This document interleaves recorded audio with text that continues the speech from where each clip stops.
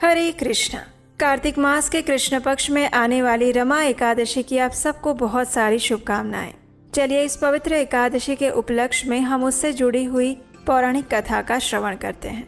एक समय महाराज युधिष्ठिर ने भगवान श्री कृष्ण से पूछा, हे जनार्दन, कार्तिक मास के कृष्ण पक्ष में कौन सी एकादशी आती है, उसकी महिमा क्या है?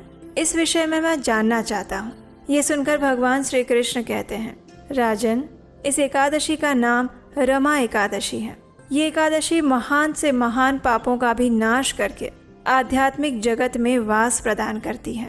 प्राचीन काल में भगवान हरि की सेवा में रत रहने वाला एक राजा मुचुकुंद था। उसकी इंद्र, अन्य देवताओं और भक्तों के साथ अच्छी मित्रता थी। क्योंकि वे सदैव सत्यनिष्ठ और नैतिक थे, इसलिए उनके राज्य में कभी भी कोई बाधा नहीं आई। ऐसे राजा मुचुकुंद की एक सुंदर पुत्री थी। उसका नाम था चंद्रभागा। उसका विवाह राजा चंद्रसेन के पुत्र शोभना से हुआ था। एक बार शोभन रमा एकादशी के दिन अपने ससुराल में गया। अब चंद्रभागा चिंतित होने लगी, क्योंकि वो जानती थी कि उसका पति कमजोर था। वो एकादशी का व्रत नहीं कर सकता था। लेकिन उसके पिता के राज्य में मनुष्यों से लेकर पशु भी निर्जल एकादशी व्रत करते थे, और वो भी प्रत्येक मास में आने वाली दोनों एकादशी के दिन। शोभन ने भी इस एकादशी व्रत करने का निर्णय लिया, लेकिन वो सूर्योदय से पहले ही कमजोरी और भूख के कारण मृत्यु को प्राप्त हो गया। राजा मुचुकुंद ने शोभन का अंतिम संस्कार किया, लेकिन अपनी पुत्री को चिता में जाने नहीं दिया, और अब चंद्रभागा अपने पिता के घर पर ही रहने लगी। रमा एकादशी के पालन के प्रभाव से शोभन देवपुर नामक सुंदर राज्य का राजा बना, जो मंदार पर्वत के शिखर पर स्थित था। वो एक ऐश्वर्यशाली महल में रहने लगा, गंधर्वों और अप्सराओं द्वारा सेवित हुआ। उसकी राजधानी इतनी आकर्षक थी मानो वो दूसरा स्वर्ग लग रहा था, और वो स्वयं राजा इंद्र जैसा लगता था। अब एक दिन क्या हुआ कि सोम शर्मा नामक एक ब्राह्मण मुचुकुंद के राज्य से शोभन की राजधानी में तीर्थ यात्रा के दौरान आ पहुंचा। उसने तुरंत पहचान लिया कि शोभन ही राजा मुचुकुंद का जमाता है। इस ब्राह्मण को देखकर शोभन ने राजा मुचुकुंद, उसकी पत्नी चंद्रभागा और राज्य के अन्य प्रजावासियों के भी शुभ समाचार पूछे। सोम शर्मा ने उत्तर दिया कि सभी शांति और सुखपूर्वक जीवन व्यतीत कर रहे हैं। फिर उसने आश्चर्यपूर्वक पूछा, हे राजन, मैंने ऐसा सुंदर शहर पहले कभी नहीं देखा। कृपया बताइए, आपको ये राज्य कैसे मिला? तब शोभन ने उत्तर दिया, हे ब्राह्मण देव, रमा एकादशी व्रत का पालन करने से मुझे ये राज्य प्राप्त हुआ है। लेकिन मैंने बिना श्रद्धा के व्रत रखा था, इसलिए ये सब कुछ अस्थायी है। ये कभी भी विलुप्त हो सकता है। कृपया मुझे सुझाव दीजिए कि मेरा ये राज्य कैसे स्थायी बन सकता है। ये सब कुछ चंद्रभागा से कहिए, क्योंकि मुझे विश्वास है कि वो इस राज्य को स्थायी कर सकती है। सोम शर्मा राजा मुचुकुंद के राज्य में पहुंचकर चंद्रभागा से मिलते हैं और ये सारा वृतांत कहते हैं। अपने पति के जीवित होने का समाचार सुनकर चंद्रभागा अत्यंत हर्षित हो जाती है। सोम शर्मा देवपुर नामक राज्य का वर्णन करते हुए बताते हैं कि किस प्रकार वो राज्य कभी भी लुप्त हो सकता है, इसलिए उसे शोभन के राज्य को स्थायी बनाने का प्रयास करना चाहिए। ये सुनकर चंद्रभागा कहती हैं कि हे ब्राह्मण देव, कृपया मुझे देवपुर ले जाइए, क्योंकि मेरी अपने पति के दर्शन की तीव्र अभिलाषा है। मैं अपने समस्त एकादशी व्रतों के बल पर उनके राज्य को स्थायी बना दूंगी। देवपुर के मार्ग में चंद्रभागा वामन मुनि के आश्रम में जाती है, जो कि मंदार पर्वत के निकट था। चंद्रभागा उस वामदेव मुनि को सारी स्थिति बताती हैं, और वामदेव भी उसे मंत्र दीक्षा देते हैं। उन मंत्रों के प्रभाव से और अनेकों एकादशी व्रतों के फल स्वरूप चंद्रभागा को दिव्य शरीर प्राप्त होता है, और फिर वो प्रसन्नता पूर्वक अपने पति से मिलने जाती है। अपनी पत्नी को देखकर शोभन प्रसन्न और संतुष्ट हो जाता है, और तब चंद्रभागा कहती है, हे मेरे प्रिय स्वामी, मैं 8 वर्ष की आयु से ही अपने पिता के घर पर एकादशी व्रत का पालन कठोरता से करती आई हूँ। वे समस्त अर्जित पुण्य आपके राज्य को प्रलय काल तक स्थायी और समृद्ध कर दे। इस प्रकार जैसे ही उसने अपना एकादशी का फल अपने पति को अर्पित किया, उसी क्षण उसका राज्य स्थायी हो गया, और फिर वे दोनों ऐश्वर्यपूर्ण आभूषणों से सुसज्जित दिव्य देह के साथ आनंद पूर्वक रहने लगे। रमा एकादशी व्रत पालन के फलस्वरूप शोभन भी दिव्य देह को प्राप्त करके अपनी पत्नी के साथ मंदार पर्वत पर निवास करने लगा, और इसलिए ये रमा एकादशी कामधेनु या फिर पारसमणि के समान है। इस कथा का समापन करते हुए भगवान श्री कृष्ण कहते हैं, हे राजन, मैंने तुमसे रमा एकादशी की महिमा का वर्णन किया है। जो भी मनुष्य इस व्रत का पालन करता है वो निसंदेह पाप मुक्त हो जाता है, और जो भी मनुष्य इस एकादशी की कथा का श्रवण भी करता है उसके भी पाप नष्ट हो जाते हैं और वो विष्णु लोक में निवास। एकादशी के उपलक्ष्य में एक और कथा का श्रवण करते हैं। आइए दूसरी कथा आरंभ करते हैं।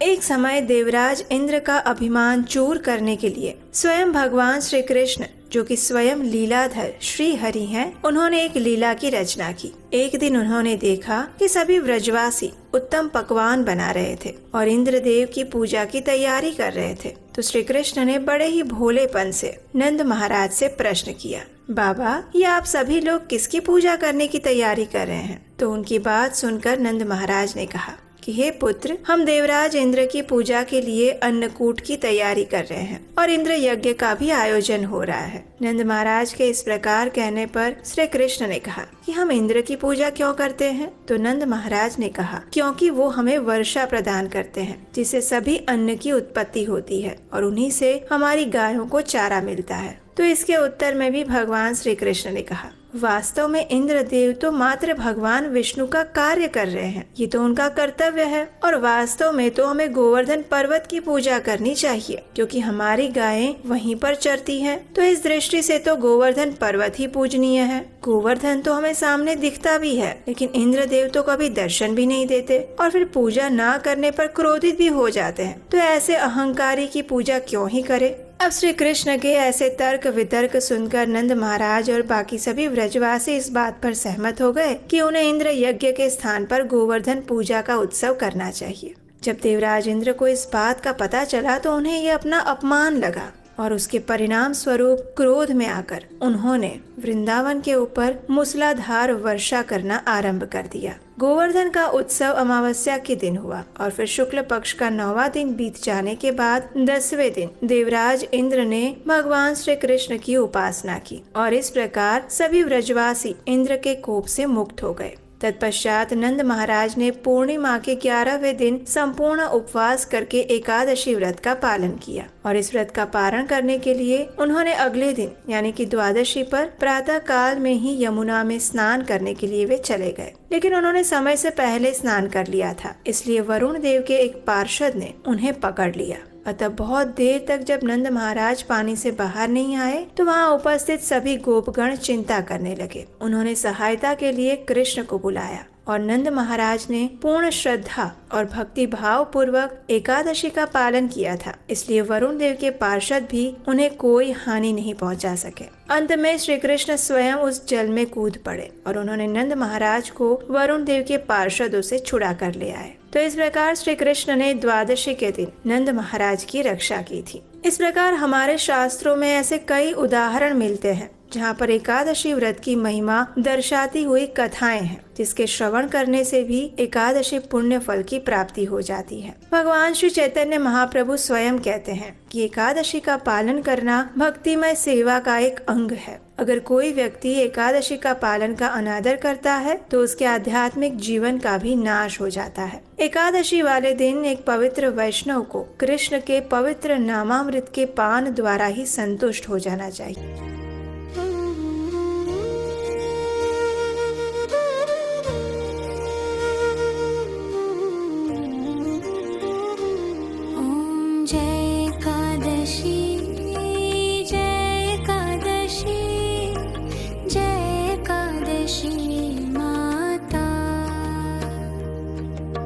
विष्णु पूजा रत को धारण कर शक्ति मुक्ति पाता। तेरे नाम गिनाऊं देवी, भक्ति प्रदान करनी। गण गौरव की देनी माता, शास्त्रों में वरनी। ओम जय एकादशी, जय एकादशी, जय एकादशी माता। विष्णु पूजा व्रत को धारण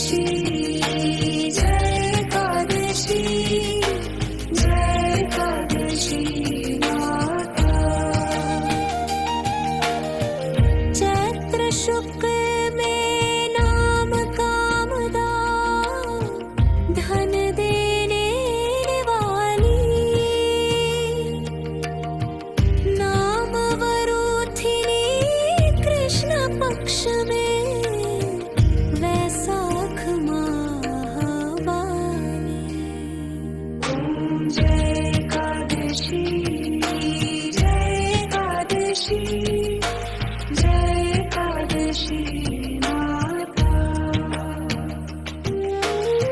शुक्ल पक्ष में होए मोहिनी, अपराजिष्ठ कृष्ण